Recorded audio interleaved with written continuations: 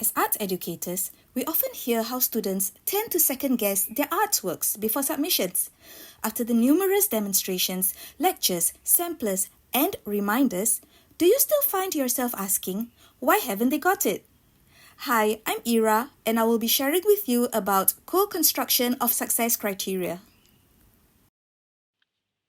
Often, the uncertainty that the students display stems from little clarity about the success criteria for a particular learning task. That said, is it enough for teachers to dictate what the success criteria of an assignment should look like? What should we do to empower students to take ownership of their learning? Is there value in nurturing students to be self-regulated learners?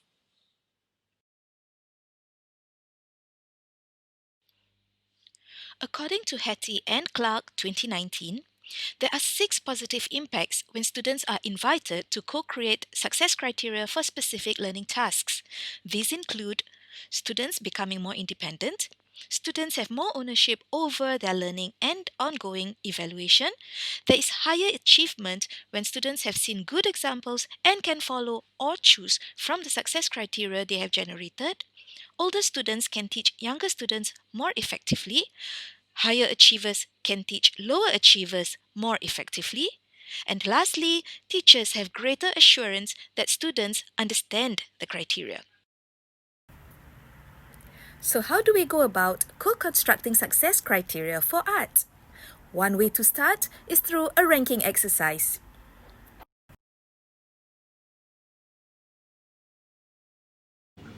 I feel that C is the worst. Okay, C is the worst because? Because it looks very flat. Uh-huh. There's like not much shading. Uh-huh. And there's not really any line to it. Very good. So you think it is flat? Okay, that is flat. No shading. Okay. Now in art, we call this tonal values. When you talk about shading, right? Tonal values. Very good.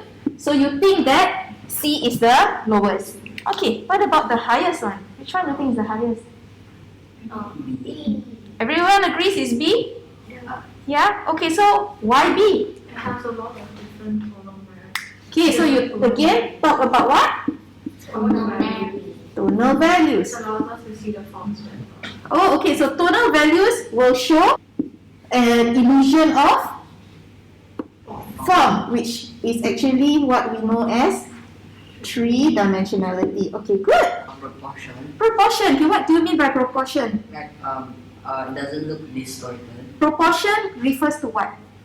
Size. Size. Thank you very much. And what about size? If you make one icon which one big, you have to make the others big, so it's proportionally Proportionate. So you're talking about the relationship of one part to the other. to the other parts. Okay, so good. So we got proportion. You mentioned tonal values. What else? Details. Details. Okay, good. Details. Can you say a little bit about the details? Like the creases in your hand. The creases in your hand.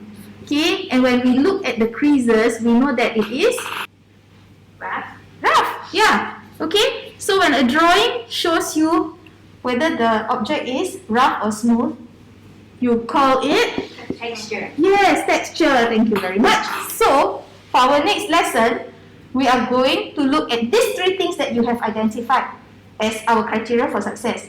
Number 1, tonal values. Number 2, proportion. And number 3, textures.